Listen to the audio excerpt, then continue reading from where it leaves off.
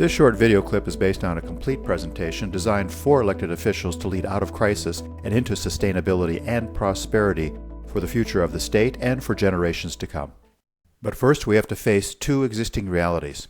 The first reality is that 42% of every dollar the government spends is either borrowed or printed. Revenues are not increasing, they're actually decreasing. The second reality causing our crisis is silo-ization. Silo-ization occurs when an organization is operating as distinctly separate agencies or business units within the organization. There is little or no communication between the silos. There is no shared information or projects. Silo managing prevents, even punishes, regular collaboration across company lines.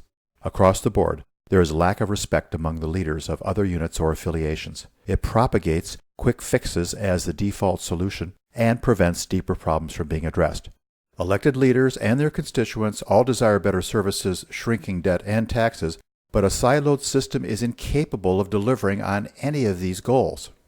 In other words, siloed leadership constrains improvement, because all analyses of problems based on a small group of decision makers from a limited number of perspectives are politically loaded, never neutral, and generate unintended consequences. Silo-ization has caused a wicked stew, with escalating debt, adversarial officials and agencies demand for more and better services, servicing more people, costs going out of sight, dwindling resources, and always saying we need more money as the default solution to our problems. All this is weakening the very source of our nation's strength. Our legacy can only be the next generations will be inheriting unfathomable debt and the elimination of nearly all the vital services. Therefore, we cannot solve our problems with the same thinking we used when we created them. So in order to lead out of crisis and into sustainability, policymakers must change the debate. They must change the way they think. Systems thinking is the new reality to lead us out from silo managing through command and control and into the 21st century's holistic systems approach.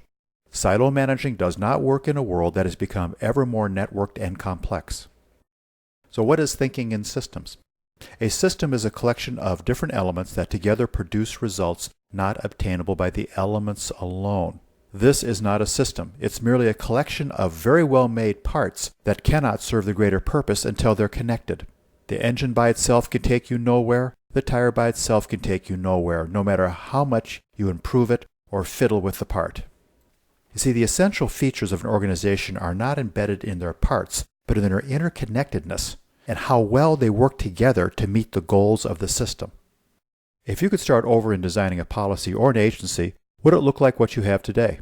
And if you don't know what it would look like, how do you know what improvements to make?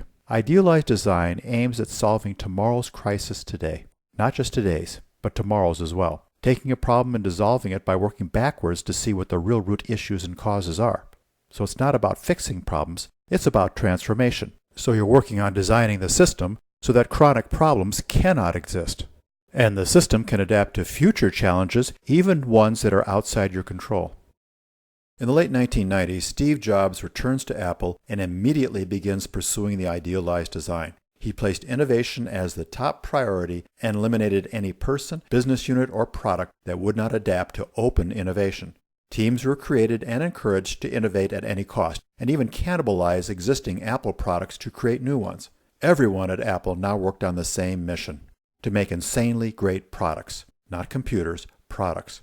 This is why Apple invented the iTunes and Sony did not, even though Sony had the technology and owned the music. The result? Apple's share price skyrocketed from about $34 a share to over $320 a share. Idealized design creates innovation that maximizes the enterprise capacity to accomplish things better, faster, and cheaper, with the adaptability to solve tomorrow's crises today. Along with more about systems thinking and idealized design, I also want to share with you advances in systems technology that lowers the barriers to networking and interaction, so that policymakers and managers can now take a wider, more holistic perspective on any issue.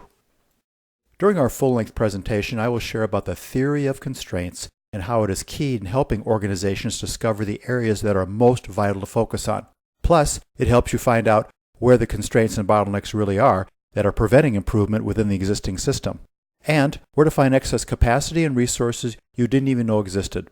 And finally, how to make significant changes in months, even weeks, instead of years. Now, elected officials can have models created of policies or an agency's functions to see how it would behave and really cost once implemented. You can mitigate risk by running ongoing what-if scenarios and test the models on a small scale before the rollout. This can also expose the unintended consequences of a policy as it exposes how it interacts with other policies or agencies. Systems thinkers recognize variation and that not one solution can fit all circumstances. Because of variation from town to town, county to county, and state to state, comparative policy analysis is made more effective through an appreciative learning system.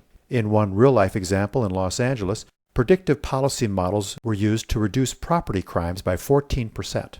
What's important to know is that this 14% was just from the first model.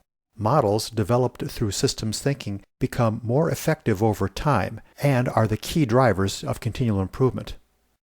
Through systems thinking methods, managers can now see and navigate the whole organization at once, whether it's an individual agency, a policy, or the entire state. It discovers new veins of rich knowledge within the enterprise as it links people, functions, and organizations to related information. The real secret ingredient that will create significant improvement will be people, or actually the teams you create. Teams of systems thinkers from all over the enterprise, even outside of the enterprise.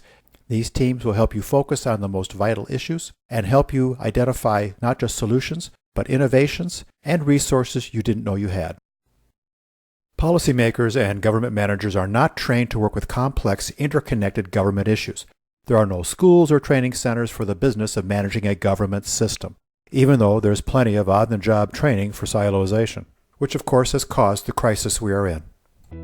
Our meeting will include what leadership needs to know about embracing and implementing systems thinking, how to focus on what's vital and finding the constraints that prevent improvement, where to find innovation in providing services better, faster, and cheaper, how to test policies and improvements before rolling them out, and making great systems thinking teams through appreciative inquiry. And there's more. I invite you to include as many of your colleagues as possible. Please contact me if you have any questions or would like a presentation at your location.